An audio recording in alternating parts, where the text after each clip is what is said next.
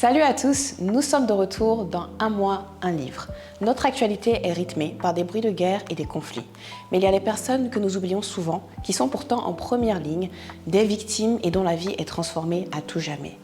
Il s'agit bien des soldats. Aujourd'hui, nous nous téléportons sur le front, en pleine Première Guerre mondiale, à travers le roman à succès « À l'Ouest, rien de nouveau » de Éric Maria Remarque. Ce classique incontournable, vendu à des millions d'exemplaires, dont les adaptations cinématographiques ont pratiquement toutes remporté un Oscar. Nous allons le revisiter ensemble en 4 parties.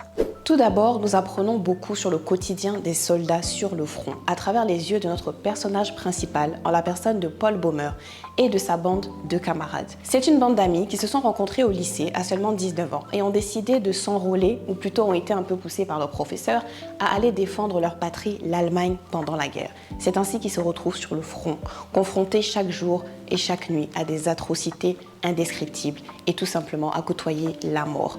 Ils se voient au fur et à mesure déshumanisés et complètement en déphasage avec la personne qu'ils étaient avant d'arriver au front.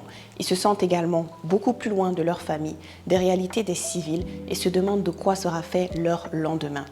Le deuxième point, pour continuer sur cette longueur d'onde, c'est la force de cette camaraderie.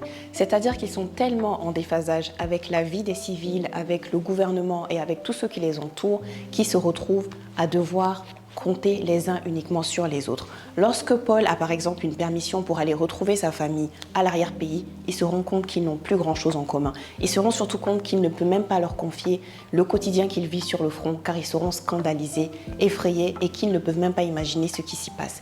Et réalisent également que tout ce qu'il aimait faire avant de quitter sa famille, tout ce qu'il aimait faire avant d'arriver sur le front, il n'arrive plus à s'y reconnecter. Ses passions, ses ambitions, ses rêves n'ont plus d'importance à ses yeux et n'arrivent même plus à le stimuler, car tout ce qu'il a en tête, c'est le fantôme de la guerre. Le troisième point, qui est très important, c'est l'absurdité de la guerre. Lors de conversations entre eux, les camarades se demandent qui a finalement décidé qu'ils devaient se trouver là à ce moment de leur vie, sur le front, en train de côtoyer la mort au quotidien. Quelle est la différence en réalité entre l'État, le gouvernement qui a pris cette décision, et les civils, et la patrie, et la population? Qui décide des guerres et finalement qui sont les premières victimes de cela?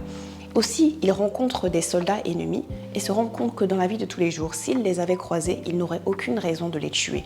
Et qu'au final, les deux croient en la même chose, la défense de leur patrie respective. Mais est-ce que la mort, est-ce que la guerre, est-ce que le combat est la solution pour régler les problèmes qui séparent ces deux groupes? Non, ils ne le pensent pas. Et ils se demandent donc pourquoi est-ce qu'ils ont été ceux qui ont été choisis et sacrifiés pour pouvoir justifier la guerre dirigée et commandée par des personnes enfermés dans leur bureau au final, bien loin des réalités et de la mort que côtoient ces pauvres soldats. La quatrième et dernière partie, c'est le sacrifice de toute une génération pour cette guerre. C'est ce que l'auteur dénonce, lui-même qui a été sur le front pendant la guerre 14-18, qui a vu les horreurs de la guerre et en est revenu. On explique également à travers le titre de ce livre l'impact que ces morts ont pu faire, mais ont été passés inaperçus, ou du moins dont l'importance n'a pas été vue comme si grande par l'État.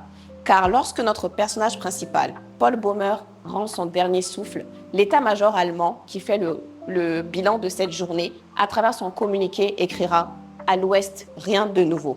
Ce qui signifie qu'il n'y a rien de nouveau qui s'est passé sur le front, mais pourtant notre personnage principal, Paul Baumer, est mort comme sûrement des centaines d'autres personnes ce jour-là. Pour conclure, je tiens quand même à préciser que notre auteur, Éric Maria Remarque, a été sur le front, c'est vrai, a été également épinglé de pacifistes et de personnes qui allaient à l'encontre de la propagande du régime.